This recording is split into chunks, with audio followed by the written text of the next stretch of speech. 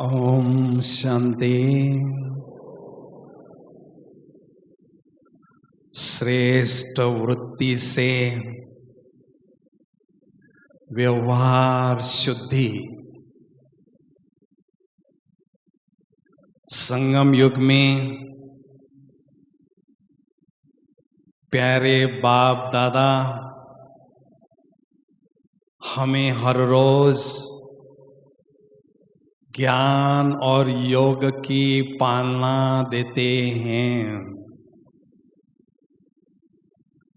उस ज्ञान और योग की पालना से हमारे जीवन में दिव्य गुणों की धारणा होती जाती है और जैसे जैसे दिव्य गुणों की धारणा बढ़ती जाती है वैसे वैसे हमारी वृत्ति श्रेष्ठ बनती जाती है। परमात्मा की अद्भुत पालना से हमारे जीवन में अनोखा परिवर्तन आता है। सबसे पहले परमात्मा पालना से हमारी स्मृति श्रेष्ठ बनती जाती है। श्रेष्ठ स्मृति से हमारी दृष्टि भी श्रेष्ठ बनती जाती है और जैसे हमारी दृष्टि श्रेष्ठ बनती है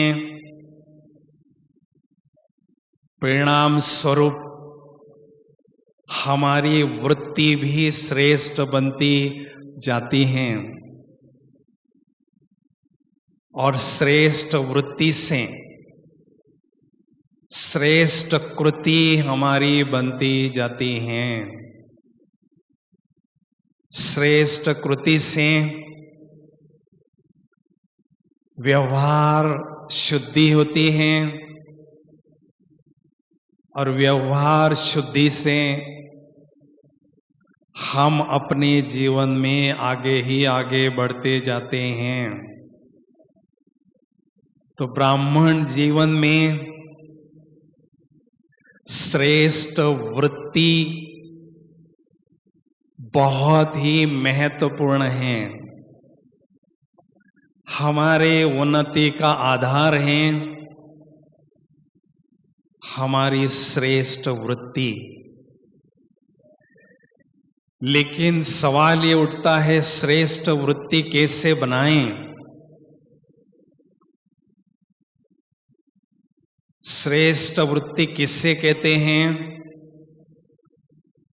जब हमारे मन में सदा श्रेष्ठ चिंतन चलता रहता है तो हमारी वृत्ति श्रेष्ठ बनती जाती है।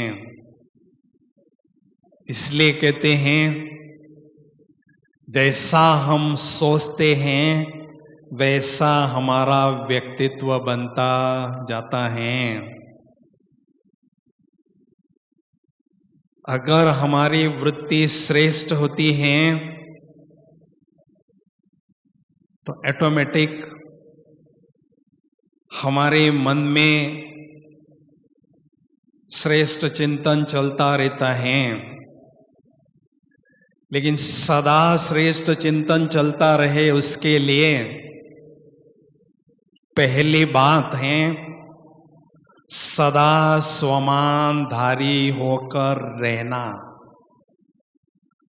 जब हम श्रेष्ठ स्वमान में रहते हैं तो ईश्वरीय नशे की हमें अनुभूति होती रहती है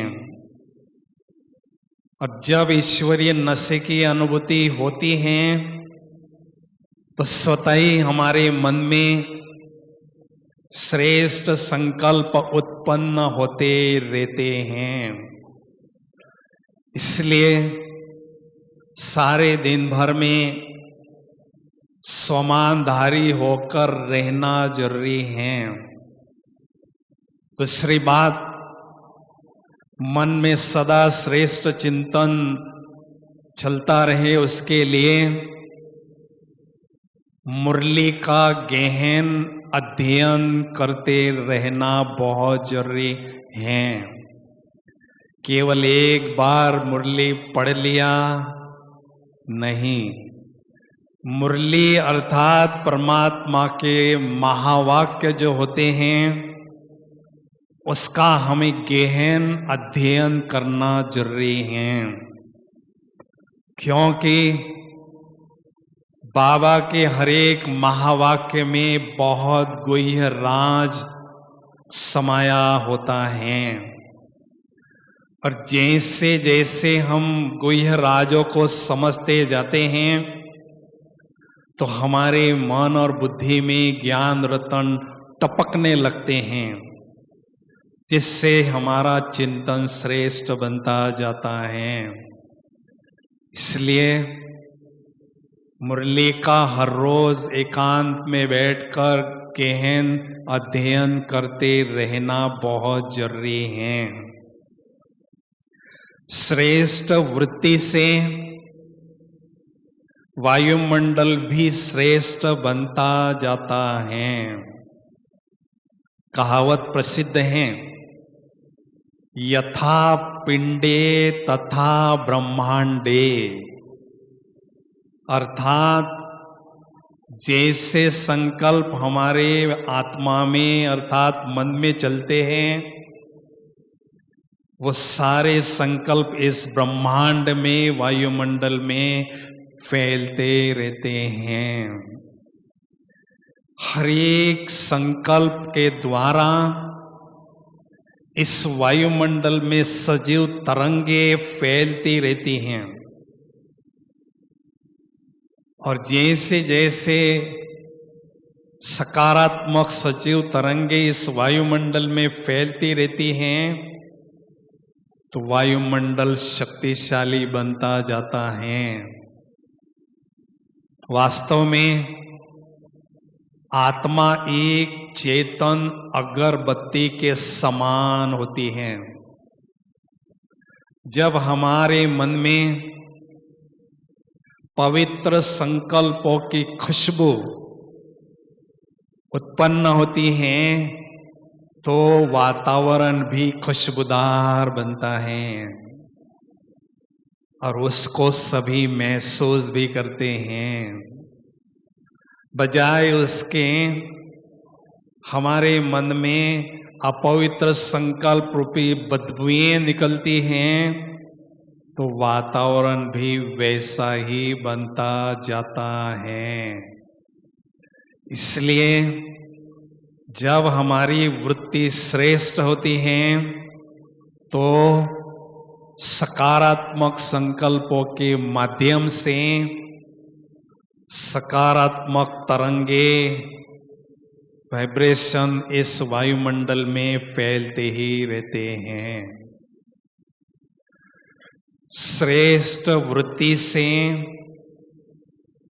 हमारी दृष्टि भी श्रेष्ठ बनती जाती है।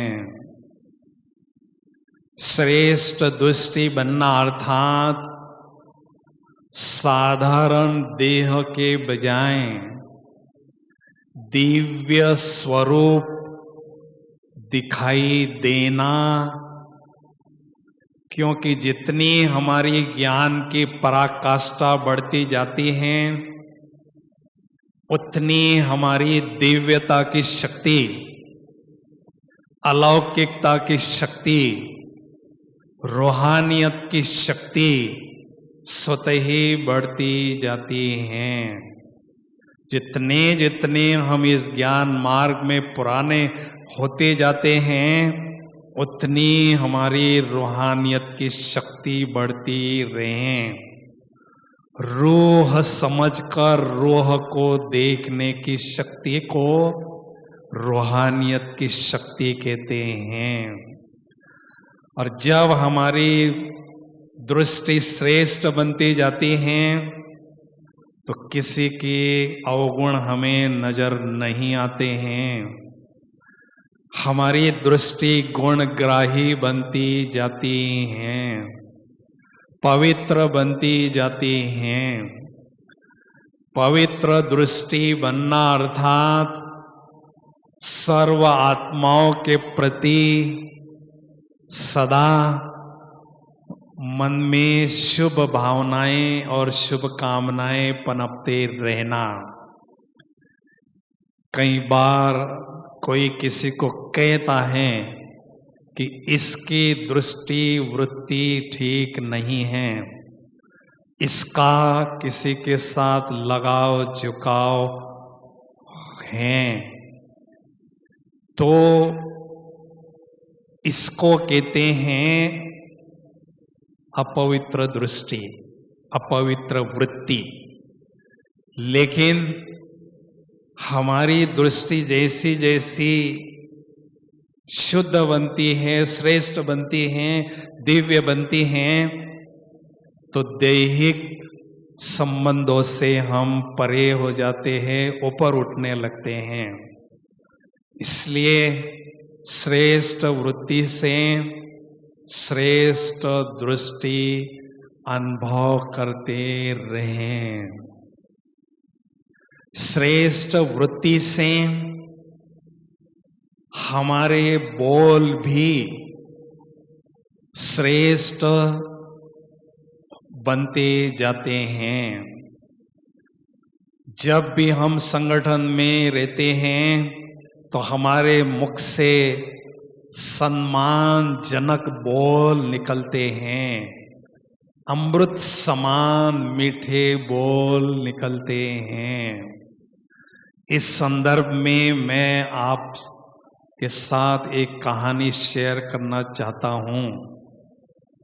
एक बार राजा, सूबेदार और सिपाही तीनों घोड़े पर बैठकर जंगल में शिकार करने के लिए गए। जंगल में जाने के बाद घोड़े को पेड़ से बांधा और तीनों शिकार करने के लिए गए। जैसे शिकार करके वापस आते हैं तो देखते हैं घोड़ा वहां से गायब हो गया, वहां से छूट के कहीं चला गया। तो राजा ने सिपाही को घोड़े को ढूंढने के लिए जंगल में भेजा। रास्ते में एक अंधा व्यक्ति बैठा था। तो सिपाही अंधे व्यक्ति को कहने लगा कि अंधे बाबा, यहाँ से कोई घोड़ा गुजरा क्या? क्योंकि घोड़े के पैर में घुंघरू थे, घुंघरू की कोई आवाज आई क्या? उसने कहा नहीं भाई। सिपाही को देर होने के कारण राजा ने सूबेदार को घोड़ा ढूंढने के लिए भेजा। सूबेदार उसी रास्ते से जाता है, अंधा व्यक्ति मिलता है तो कहता है बाबा जी, यहाँ से कोई घोड़ा गुजरा क्या? कोई घुंघरू की आवाज आई क्या? उसने कहा नहीं भाई। सूबेदार को देरी हो गई तो राजा खुद घोड़े को ढूंढने के लिए जंगल में निकल पड़े। उसी रास्ते से निकल रहे थे तो अंधे व्यक्ति वहां बैठे थे।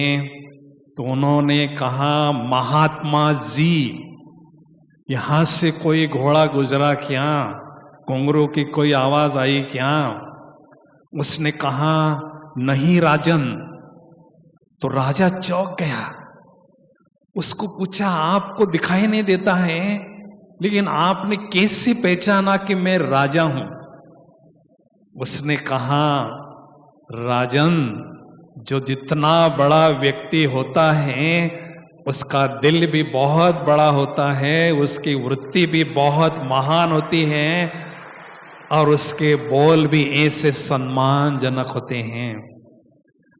तो जैसे जैसे हमारे बोल हमारे व्यक्तित्व की पहचान देते हैं, तो जैसे हमारी वृत्ति श्रेष्ठ बनती जाती है, हमारे मुख से बोल भी ऐसे सम्मानजनक निकलने लगते हैं। जैसी वृत्ति वैसे कर्म श्रेष्ठ हमारे बनते जाते हैं। जब हमारी वृत्ति श्रेष्ठ होती है तो मन में श्रेष्ठ संकल्प उत्पन्न होने लगते हैं। श्रेष्ठ संकल्प रूपी बीज से श्रेष्ठ कर्म रूपी वृक्ष स्वतः ही निकलते हैं और हम कमल आसनधारी बनकर कर्म योगी स्वयं को अनुभव करते हैं। और जब कर्म योगी बनते हैं तो हमारी डबल कमाई होती है और डबल कमाई होने से हमें बहुत खुशी होती है। तो ऐसी खुशी होने से, ऐसे श्रेष्ठ कर्म करने से अनेक आत्माओं को प्रेरणा भी मिलती रहती है। इसलिए श्रेष्ठ वृत्ति से हमारे कर्म भी श्रेष्ठ बनते जाते हैं और श्रेष्ठ कर्म करते करते रहने से हमारे संस्कार भी श्रेष्ठ बनते जाते हैं। अभी जैसी श्रेष्ठ वृत्ति होती है उससे हमारी श्रेष्ठ स्थिति बनती है। वो कैसे? श्रेष्ठ वृत्ति होने से व्यवहार शुद्धि होती है। व्यवहार शुद्धि होने से व्यवहार कुशलता हमारी बढ़ती जाती है और हम निर्विघ्न स्वयं रहते हैं और सर्व को निर्विघ्न रखते हैं। न खुद डिस्टर्ब होते हैं न किसी को डिस्टर्ब करते हैं। तो हम स्वयं से संतुष्ट अनुभव करने लगते हैं। अभी ऐसी सिचुएशन में बाबा ने जो हमें बहुत महत्वपूर्ण खजाने दिए हैं, समय का खजाना और संकल्पों का खजाना, इन दोनों खजानों को हम अपनी श्रेष्ठ स्थिति बनाने में लगाते रहते हैं। जब मन हमारा संतुष्ट होता है, शांत होता है, तो मन मना भव का मंत्र का जाप भी सहज करता रहता है। हमें ये ध्यान में रखना है, बाबा के पास आने के बाद कुछ भी हो, मुझे अपनी स्थिति को श्रेष्ठ बनाना है। उसके लिए कितना भी मुझे प्रयास करना पड़े करके रहूंगा, क्योंकि जैसी स्थिति वैसी उपस्थिति हमारी होती है। और जब स्वस्थिति हमारी शक्तिशाली होती है तो हमारे जीवन में आने वाली विकट परिस्थितियों का भी हम सहज सामना करते रहते हैं।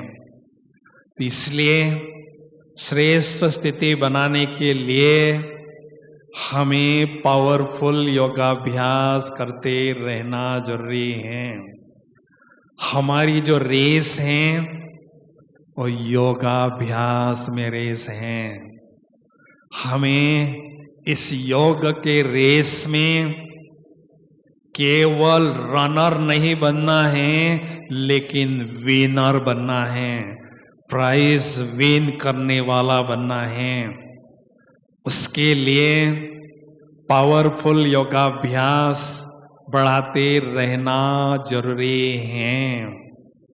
साधारण योगाभ्यास करने का समय समाप्त हो चुका है, क्योंकि हमारे सिर पर पिछले जन्मों के पाप कर्मों का बोझ भी है, उसको खत्म करना है और आत्मा रूपी बैटरी को फुल चार्ज भी करना है और साथ साथ शक्तियों का खजाना भी जमा करना है जो हम अनेक आत्माओं को शक्ति प्रदान कर सकें। इन सभी बातों के लिए आवश्यकता है शक्तिशाली योगाभ्यास करने की, स्वस्थिति को शक्तिशाली बनाने की। स्वस्थिति, स्व माना आत्मा, आत्मा की स्थिति शक्तिशाली बनाने के लिए सबसे पहली बात है हमें एकांत में बैठकर आत्म अभिमानी स्थिति को बहुत पक्का करना जरूरी है, क्योंकि यही पहला पाठ है, यही अंतिम पाठ है और यही सबसे महत्वपूर्ण पाठ है। इसको हमने महसूस करना है और इसको घोट घोट के, रट रट के, कोट कोट के हमें पक्का करना है। क्योंकि हम देखते हैं इस ज्ञान मार्ग में थोड़ा सा पुराने हो जाते हैं तो हमें सूक्ष्म अहंकार आता है, मैं तो पुराना हूँ, मुझे ये पहले पाठ पर अभ्यास करने की कोई आवश्यकता नहीं। वो सूक्ष्म अहंकार हमें उस पहले पाठ पर दिल से अभ्यास करने से वंचित रखता है। उसके कारण हमारी स्थिति हलचल में आती रहती है और हल चलाने जैसी मेहनत हम सदा करते रहते हैं। इसलिए विधि पूर्वक आत्मा का अभ्यास हमें करते रहना जरूरी है। जब तक खुद को नहीं देख सकते हैं तब तक खुदा को भी नहीं देख सकते हैं। जब तक खुद की स्मृति नहीं रहती है तब तक खुदा की भी स्मृति नहीं रह सकती है। इसलिए आत्मा का दर्शन हमें करना है दिव्य दृष्टि से, बुद्धि रूपी नेत्र से आत्मा को स्पष्ट भ्रुकुटी के बीच में देखना है। उसके बाद उसको अनुभव करना है कि मैं भ्रुकुटी के बीच चमकता हुआ एक अजीब सितारा हूं और गजब का सितारा हूं। अजीब सितारा क्यों हूं? क्योंकि आसमान के तारे तो इन आंखों से दिखाई देते हैं, लेकिन मैं जो दिव्य सितारा हूं उसको दिव्य नेत्र से ही देखा जाता है। इसलिए अजीब सितारा हूं। और गजब का सितारा क्यों हूं? क्योंकि छोटे से सितारे में 84 जन्मों का पाठ भरा हुआ है जो कभी मिटता नहीं, कभी घिसता नहीं। इसलिए इस अभ्यास को हमें बहुत पक्का करना है। हम सभी वर्ल्ड स्पिरिचुअल यूनिवर्सिटी में बैठे हैं। कहाँ बैठे हैं? यूनिवर्सिटी में बैठे हैं। प्राइमरी में जो बच्चे पढ़ते हैं उनको पहला अक्षर सिखाया जाता है ABCD लिखो। ए लिखना नहीं आता है तो टीचर उसका कान पकड़ता है। तो यहाँ पे ए लिखना आना अर्थात आत्मा समझना आना, बी लिखना अर्थात बाबा को यथार्थ रीति से जानना होगा, सी अर्थात साइकिल को समझना होगा, डी अर्थात ड्रामा के राज को समझना होगा। अगर ये 4 अक्षर भी हमें अच्छी तरह से लिखने आते हैं तो हम बहुत आगे बढ़ सकते हैं।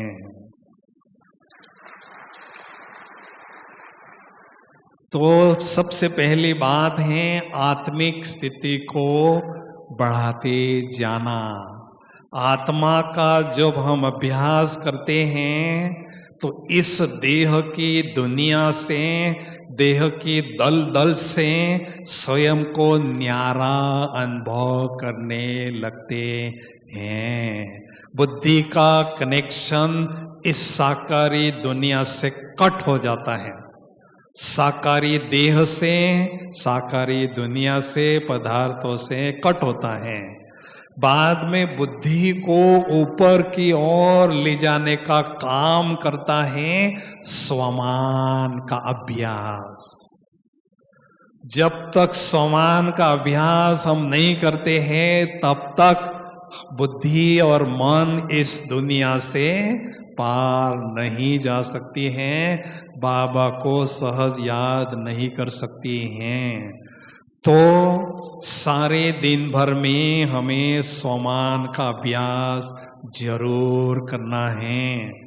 जब बड़े लोग होते हैं, बड़े ऑफिसर होते हैं, तो सारे दिन भर में टाई पहन कर रखते हैं। जब टाई पहन कर रखते हैं तो उनका चेहरा बदल जाता है, मैंने टाई पहना हुआ है। तो हम भी बड़े बाप के बड़े बच्चे हैं, हमें बाबा ने आत्मा को सम्मान का टाइटल रूपी टाई दिया है। इस सम्मान के टाइटल रूपी टाई को सारे दिन भर में हमें पहन कर रखना है। तो जैसे हम उस सम्मान के टाइटल को पहन कर रखेंगे, उसमें स्थित होते जाएंगे, तो हमारी डबल प्रोग्रेस होती है।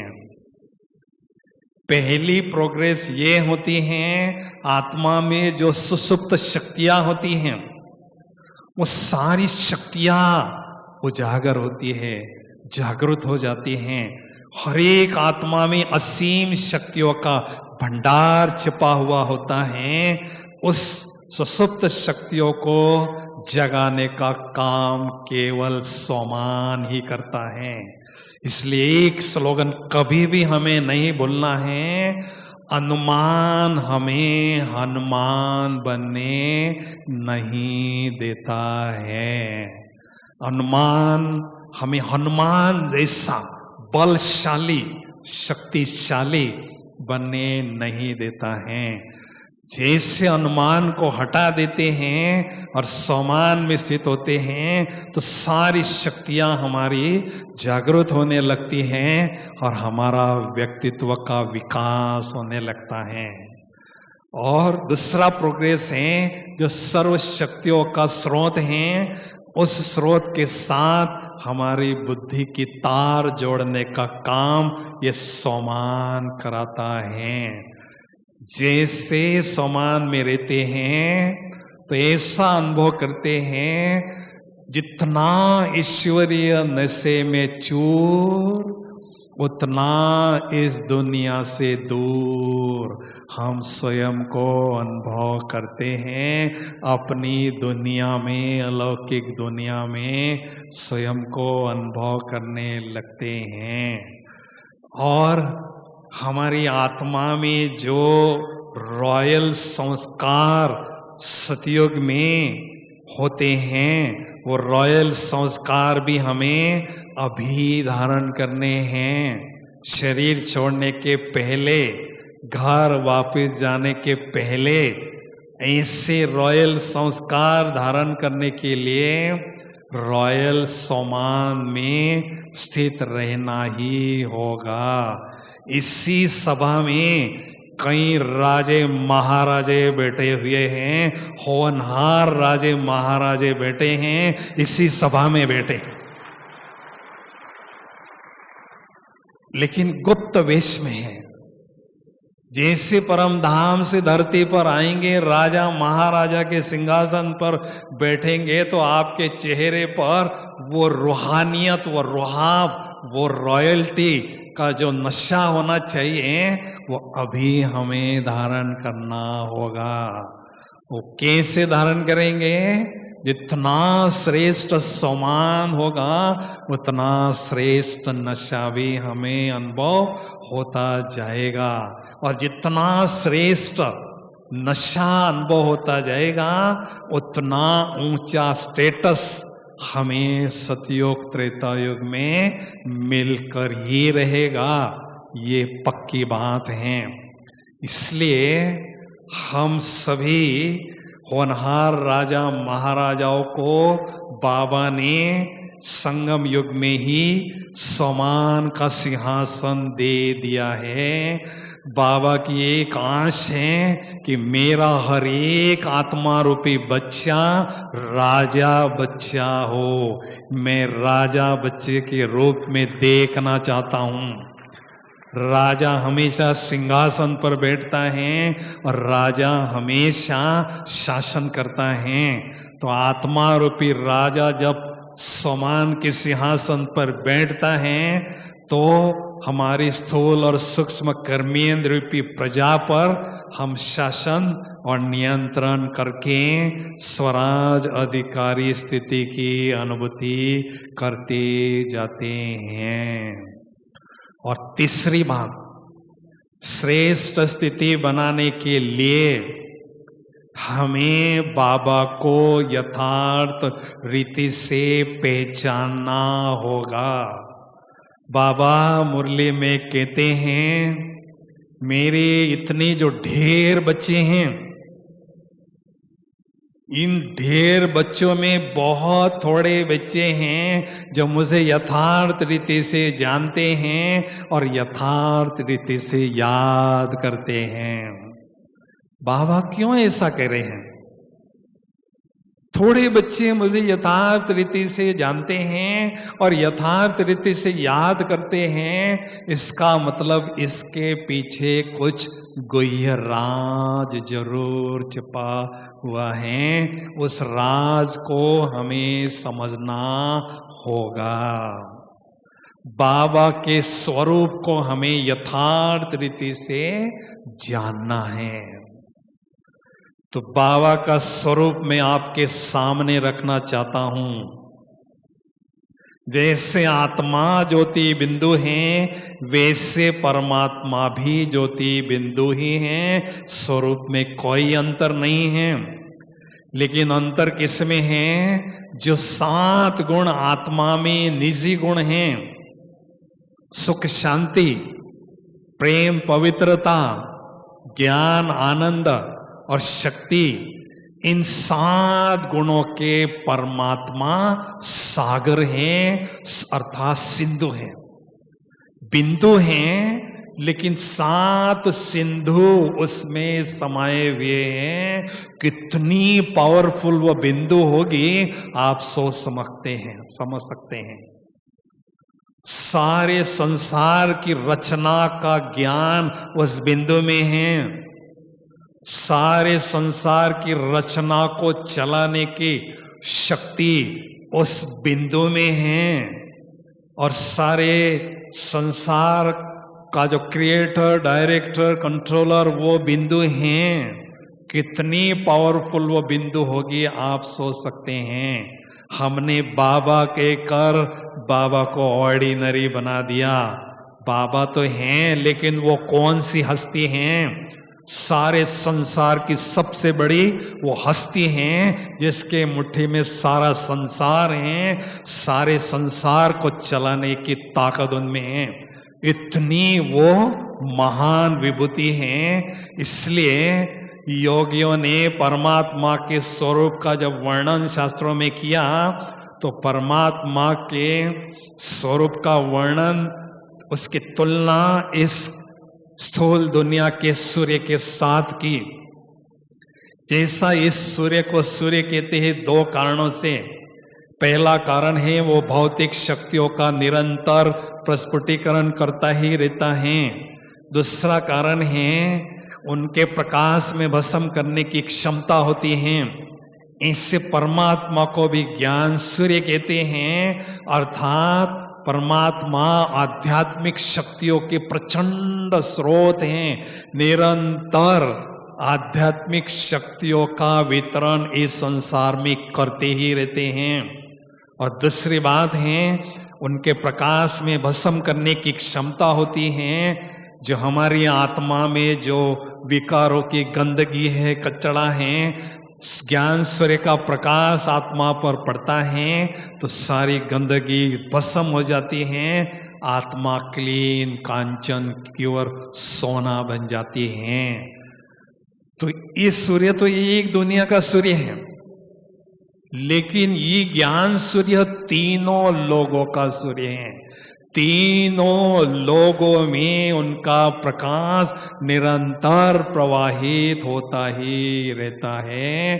इसलिए अर्जुन ने कहा है परमात्मा का स्वरूप हजारों सूर्यों से शक्तिशाली है, क्योंकि इस सूर्य का बाप वो ज्ञान सूर्य है।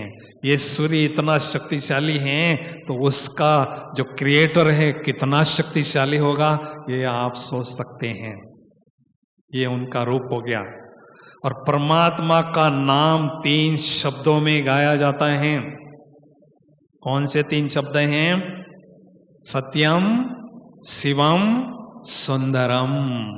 सत्यम अर्थात वो सत्यता के सागर हैं, सारे संसार की आत्माओं को सत्यता की शक्ति प्रदान करने वाले हैं। हम सतयुग त्रेता युग में सत्य स्वरूप में टिकते थे, सत्य बोलते थे, बाद में द्वापर युग से वो छोड़ दिया। तो सारे संसार की आत्माओं को सत्यता की शक्ति प्रदान करने वाले वो हैं, इसलिए वो सत्यता के सागर हैं। इसलिए क्रिश्चियनिटी में कहा गया है सत्य ही ईश्वर है और ईश्वर ही सत्य है। शिवम अर्थात वो कल्याणकारी है, वो सदा कल्याण, सबका कल्याण, बेहद का कल्याण करते हैं। आत्माओं ते हद के कल्याणकारी होते हैं। हमारे घर में कोई मेहमान आता है, 2-3 दिन के बाद घुमा फिरा के पूछते हैं आपकी टिकट वापस जाने के कब हैं? बोलो तो सही। हद के कल्याणकारी है वो, तो कल्याण का सागर है, सारे संसार की आत्माओं का कल्याण करते हैं। और हमने द्वापर युग से केवल बाबा को गालियां दी। तुम कुत्ते में हो, तुम गधे में हो, तुम सुअर में हो, केवल गालियां दी। फिर भी वह रहम का सागर बाप हम सभी बच्चों का कल्याण करने के लिए इस धरती पर पधारा है। कल्याण का वो सागर है। इस संसार में सबसे जास्ती मेरा कल्याण चाहने वाला केवल वो मेरा बाप है और कोई भी नहीं है। और सुंदरम अर्थात वो सुंदरता के सागर हैं। सारे संसार की आत्माओं को सुंदर बनाने का ठेका उन्होंने लिया है। सभी आत्माओं पर ब्लैक स्पॉट्स ऑफ इम्प्योरिटीज हैं। सभी आत्माओं को सुंदर बनाने का ठेकेदार कितना सुंदर होगा आप सोच सकते हैं। अर्थात वो सुंदरता के सागर हैं। इस दुनिया में आशुक और माशुक एक दो पर फिदा हो जाते हैं दैहिक सुंदरता के आधार पर। तो उन्होंने गीत बनाया, तुम इतनी सुंदर हो, तेरे चेहरे से नजर नहीं हटती, नजारे मैं क्या देखूं। तो हमारे दिल से गीत निकले, बाबा आप इतने सुंदर हो, इतने सुंदर हो, तेरे चेहरे से मेरी नजर ही नहीं हटती, ये दुनिया के नजारे में क्या देखो।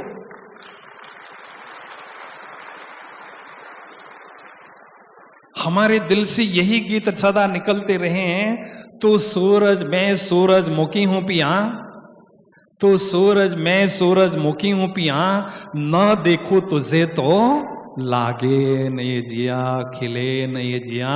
एक पल भी आपको नहीं देखती हूं तो मेरा जिया लगता नहीं। आप इतने सुंदर हो, इतने सुंदर हो। तो बाबा की सुंदर छवि हमें परम धाम रूपी पीस पैलेस में अनुभव करना है और बुद्धि रूपी नेत्र से बाबा की सुंदर छवि को देखते रहना है। बुद्धि रूपी नेत्र से बाबा को देखना माना बाबा से कनेक्शन जुट जाना। यथार्थ याद किसको कहते हैं? यथार्थ याद बाबा को करना, अर्थात परम धाम रूपी पीस पैलेस में ज्ञान सूर्य शिव बाबा बैठे हैं।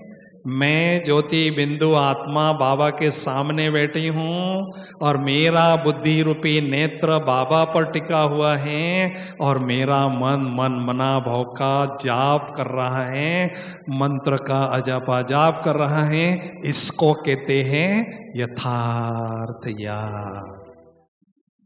योगाभ्यास को पावरफुल बनाने के लिए हमारे दिल में परमात्म प्यार का प्रतिशत सदा बढ़ता रहे।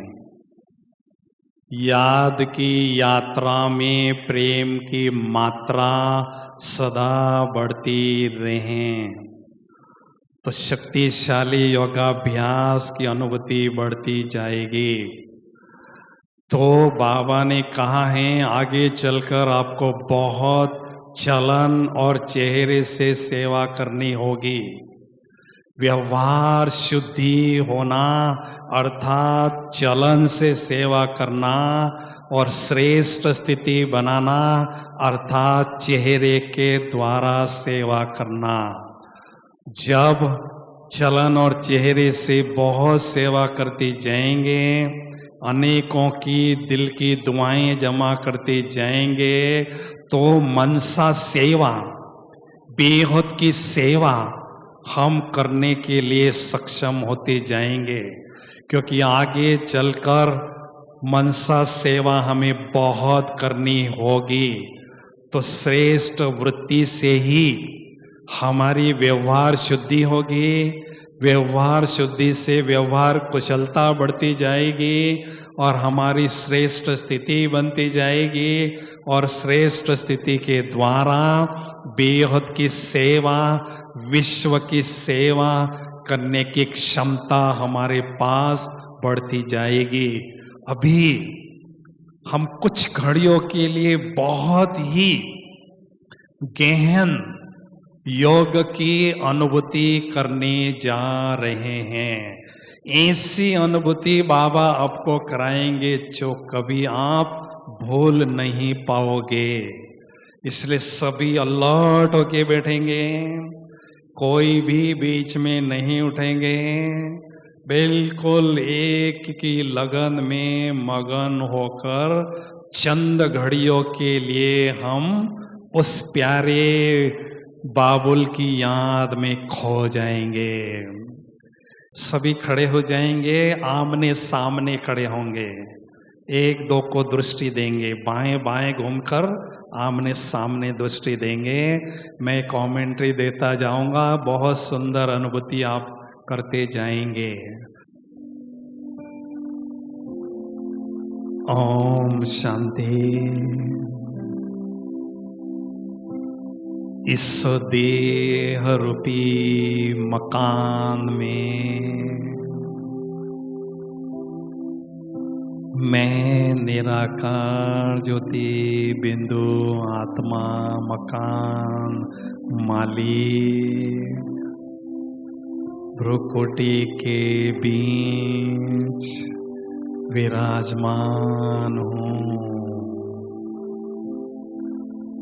मैं महान आत्मा हूँ।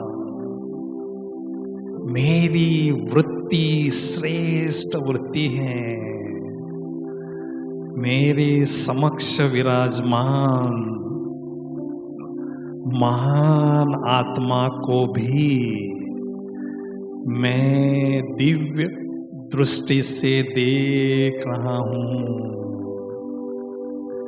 हम दोनों ज्योति बिंदु आत्मा आत्मा भाई भाई है। एक निराकार शिव पिता की प्यारी संतान है। मेरी दृष्टि और वृत्ति दिव्य बनती जा रही है।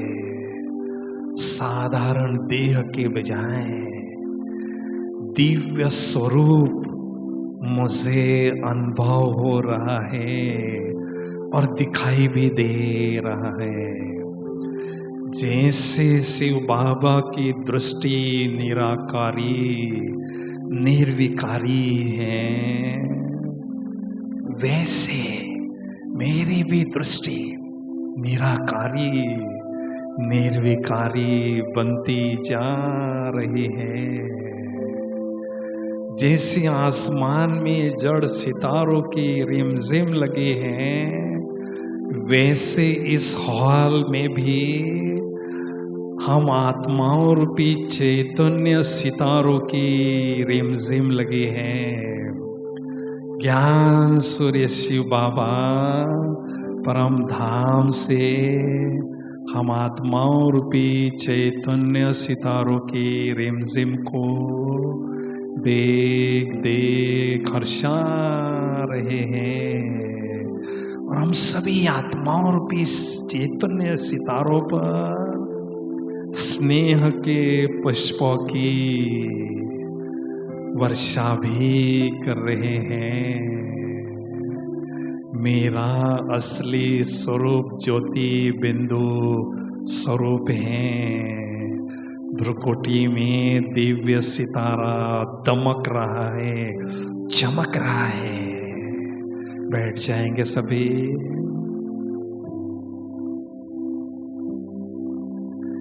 मैं निराकार ज्योति बिंदु आत्मा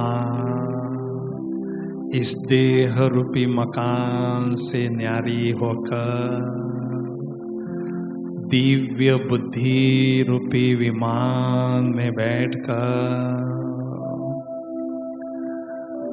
परम धाम की ओर उड़ती हुई जा रही हूँ। मैं आत्म ज्योति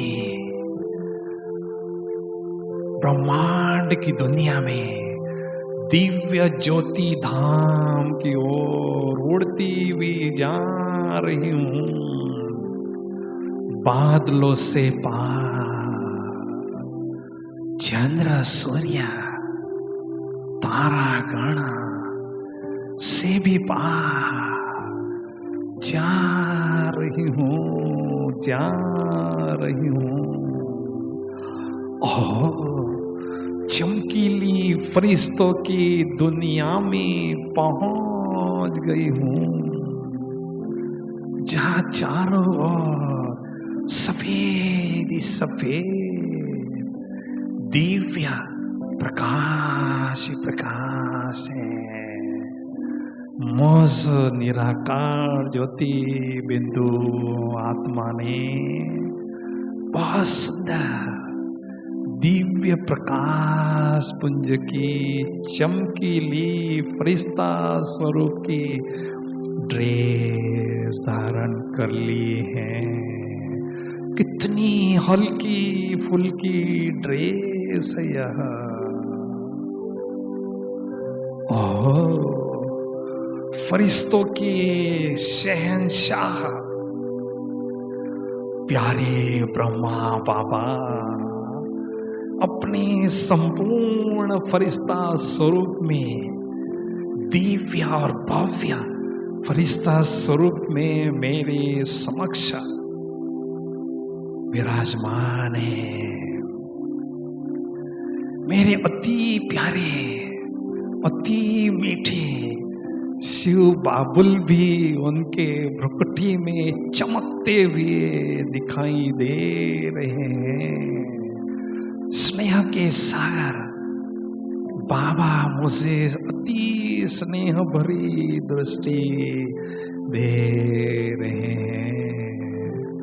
स्नेह सागर की स्नेह की लहरें ब्रह्मा बाबा के नेत्र मार्ग से मुझ फरिश्ते की ओर प्रवाहित हो रही है। मैं फरिश्ता स्नेह की सागर की लहरों में बाबा की बाहों के झूले में झूल रहा हूँ, झूलता ही जा रहा हूँ। और बाबा की बाहों में समा गया हूँ। परम आनंद की अनुभूति हो रही है।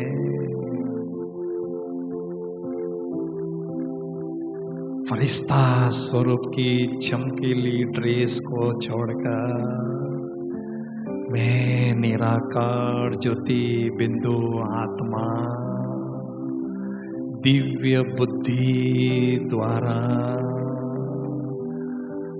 दिव्य ज्योति धाम की ओर उड़ती हुई जा रही हूँ।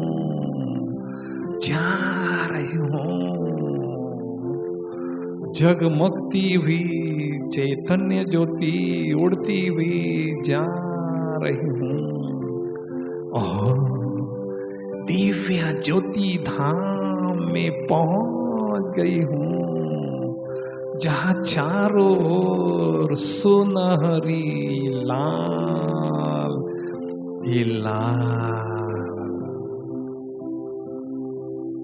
सुनहरी लाल ही लाल दिव्य प्रकाश ही प्रकाश है। शांति का सन्नाटा छाया हुआ है।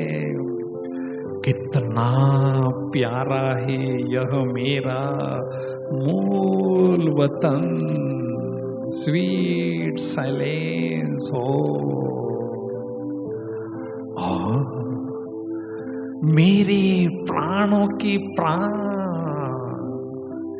मेरे प्राणनाथ, मेरे प्राणेश्वर, मेरी प्राण आधार, मेरे प्राण प्यारे प्राण पिता, सत्यम शिवम सुंदरम शिव बाबुल मुझ आत्म ज्योति के समक्ष विराजमान है। मैं आत्म ज्योति अपने दिव्य चक्षु से बाबा की सुंदर छवि को निहार रही हूँ। सुंदरता के सागर को निहार रही हूँ। बाबा मेरे नयनों की नूर बन चुके हैं। मेरे दिल की दुनिया में मेरे दिलवर, मेरे दिलाराम बाबा ही बाबा है। बस बाबा ही बाबा है। बाबा ज्ञान सूर्य है। आध्यात्मिक शक्तियों के अथाह सागर हैं। प्रचंड स्रोत है। ज्ञान सूर्य शिव पिता से बेहद शक्तिशाली किरणों की मूसलाधार वर्षा मुझ आत्म ज्योति पर हो रही है, होती ही जा रही है। मैं आत्म ज्योति ज्ञान सूर्य शिव पिता से प्रचंड शक्तियां, अनंत शक्तियां, अद्भुत शक्तियां ग्रहण कर रही हूं, ग्रहण करती ही जा रही हूं। योग की ज्वाला में मेरे पूर्व जन्मों के पाप पल भर में भस्म हो रहे हैं, भस्म होते ही जा रहे हैं। मैं आत्म ज्योति स्वयं को एकदम लाइट और खुशी से भरपूर अनुभव कर रही हूँ। ज्ञान सूर्य की तपत में तप रही हूँ, तपती ही जा रही हूँ। सचमुच मेरे जीवन के सबसे खुशनुमे पल है यह, सुनहरे पल है यह, जो मैं आत्म ज्योति डायरेक्ट महाज्योति परम ज्योति ज्योति सागर शिव पिता के सानिध्य में स्वयं को अनुभव कर रही हूं। वाह रे मैं, वाह मेरा बाबा, वाह मेरा भाग्य। भाग्य विधाता बाप के साथ बैठकर मैं भाग्यशाली आत्मा भाग्य लूट रही हूं, लुटा रही हूं, खजाने लूट रही हूं, लुटा रही हूं। क्या कहने मेरे भाग्य का, मेरा भाग्य बुलंदियों पर है। बस